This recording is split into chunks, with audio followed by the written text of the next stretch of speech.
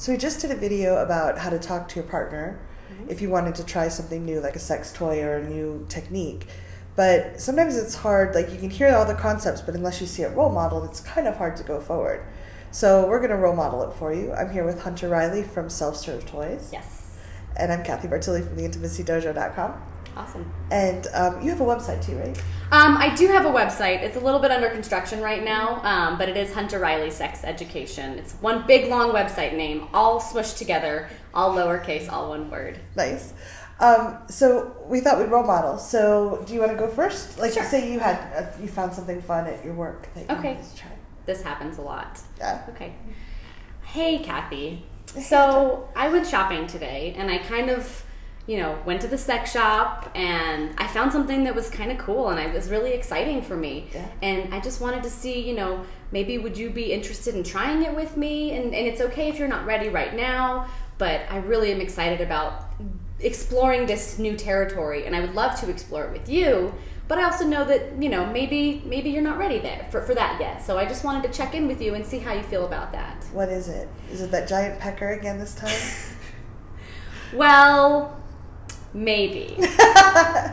No, so what this one is, this is actually we'll call it a double penetration dildo. Interesting. Okay, so it's a dildo that you can put onto either a biocock or you can put it onto another dildo, and you can do double penetration with it. So if you don't happen to have another friend just sitting around, you can... Hey, you. Yeah, hey, you. If you don't happen to have that friend sitting around, you can, create a situation where it feels like that friend is sitting around, even though they're not. How fun. Yeah. Yeah, I might be willing to try it as long as we can stop if I don't like it. Absolutely. And also, if you wanted to, I can also use it on myself with another toy, so you can kind of see how it might look.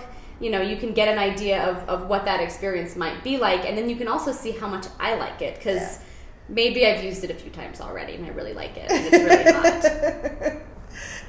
I love your approach with it. It's very gentle, and one of the things I've found that is if Hunter stayed within yourself when you were asking.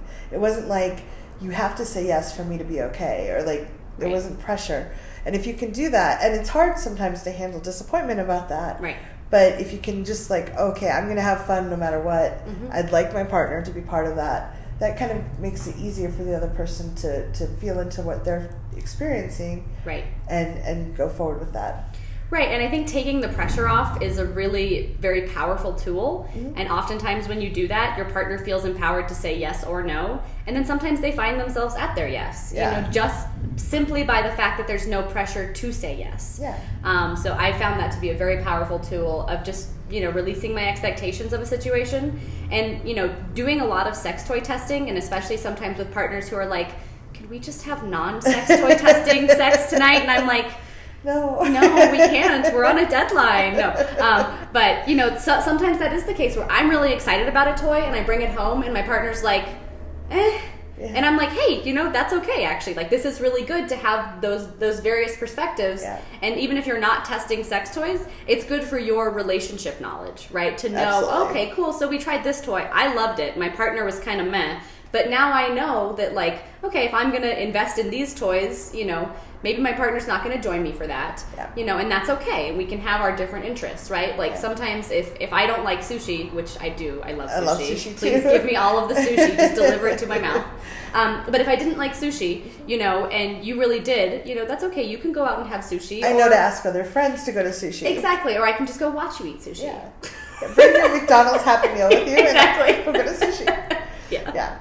So I'd love to come back and do another video on how to handle disappointment, because I think if you know how to handle disappointment around sexual things, it's not always easy, and none of us were taught. But if you know how, then you start making that a lot easier. And I've had a lot of people there are no, and I'm like, okay, thank you, and then they come back later and go, well, yeah, I think I might want to try that now. Yeah, because there wasn't the pressure there. Right. So let's come back and do one on disappointment. That sounds great. Leave comments below. We'd love to know what you think. All right, thanks. Congratulations on taking this time for yourself and learning these things. If you'd like to follow more of this, you can subscribe to my channel here.